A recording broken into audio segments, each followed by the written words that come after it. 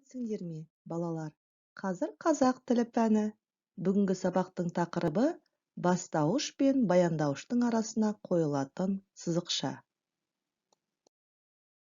Оқу мақсаты. Мұғалімнің көмегімен бастауыш пен баяндауыш арасына қойылатын сызықша туралы түсіну. Жіберілген қателерді мұғалімнің көмегімен түзету. Балалар, интервью әдісі арқылы бірінші тапсырманы орындайық. Берілген сұрақтарға жауап беріңдер. Бастауыш дегеніміз не? Сұрақтары қандай?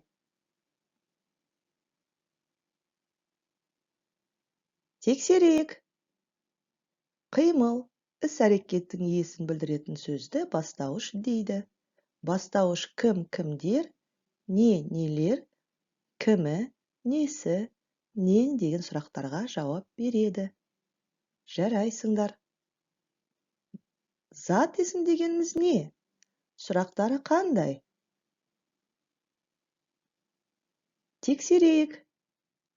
Заттың атын білдіретін сөздер. Зат есім кім, кімдер, не, нелер деген сұраққа жауап береді. Дұрыс, балалар. Баяндауыш дегеніміз не? Сұрақтары қандай? Тексерейік. Баяндауыш деп сөйлемде бастауыштың қимылын, ісін білдіретін сөздерді атаймыз. Баяндауыш не істеді, не қылды, қайтты деген сұраққа жауап береді. Жарайсыңдар. Етістік дегеніміз не? Сұрақтары қандай?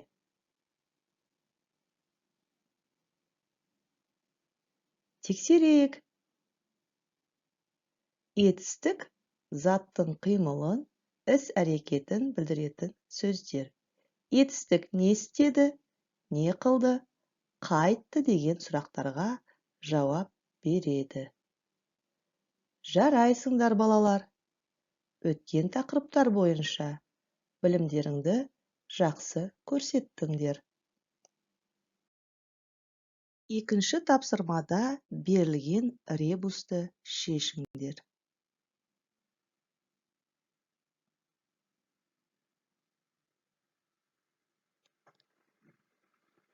Дұрыс жауабы құлагер. Жарайсыңдар, балалар. Балалар, мәтінді тыңдаңдар. Астанадан 6 шақырым жерде құлагерге ескерткіш орнатылған. Ескерткіш Астана-Көкшетау тас жолының бойында тұр.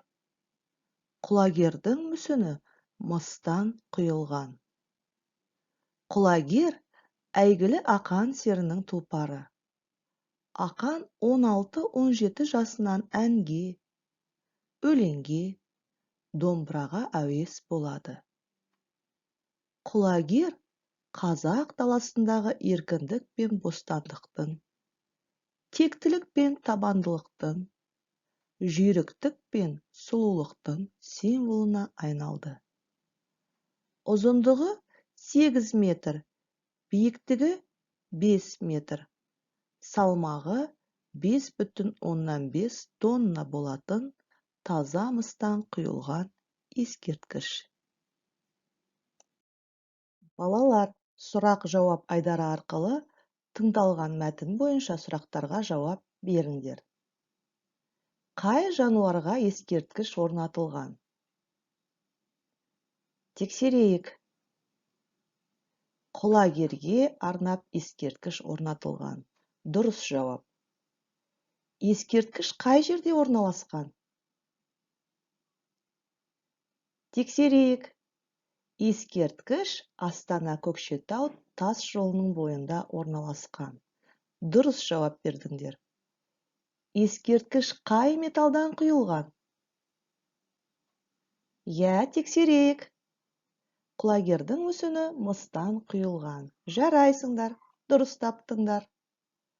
Құлагер кімнің тұлпары? Тексерейік. Құлагер ақан серінің тұлпары. Балалар, сұрақтарға өте жақсы жауап бердіңдер. Мәтінді жақсы түсініпсіңдер. Жарайсыңдар. Балалар, құлагер мәтініндегі сөйлемдердің ішінде сызықша кездесті. Ол сызықша қай уақытта қойылады? Ереже. Бастауышта, баяндаушта зат есімнен жасалса, бастауыштан кейін сызықша қойылады. Мысалы, әмір, күйші, алматы, сәулетті, қала. Екі бағандағы сөйлемдердің баяндауышын тауып, сұрақ қойыңдар. Оларды салыстырыңдар. Сызықшаның қойылуына мән беріңдер. Әділет кім? Әділет оқушы.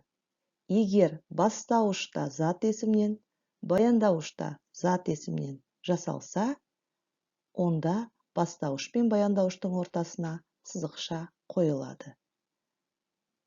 Сәуле кім? Сәуле биші. Алма не? Алма жеміс. Бірінші бағандағы сөйлемдерде сызықша бар. Себебі бастауышта, баяндауышта зат есімнен жасалып тұр. Екінші бағандағы сөйлемдерге мән берейік. Әділет не істеді? Әділет оқыды. Бастауыш зат есімнен, баяндауыш етістіктен жасалып тұр. Ендеше бұл жерде сызықша қойылмайды. Сәуле не істеді? Сәуле биледі. Бала не істеді? Бала алма жеді. Жарайсыңдар, балалар. Шығармашылық үзіліс. Жануарларды қаруымен сәйкестендіріңдер. Қасқырдың қаруы не? Дұрыс, қасқырдың қаруы тісі. Есектің қаруы не? Есектің қаруы күші. Дұрыс. Бүркіттің қаруы не? Бүркіттің қаруы тырнағы. Жарайсыңдар. Жыланның қаруы не? Жыланның қаруы уы. Өте жақсы. Дұрыс таптыңдар, балалар.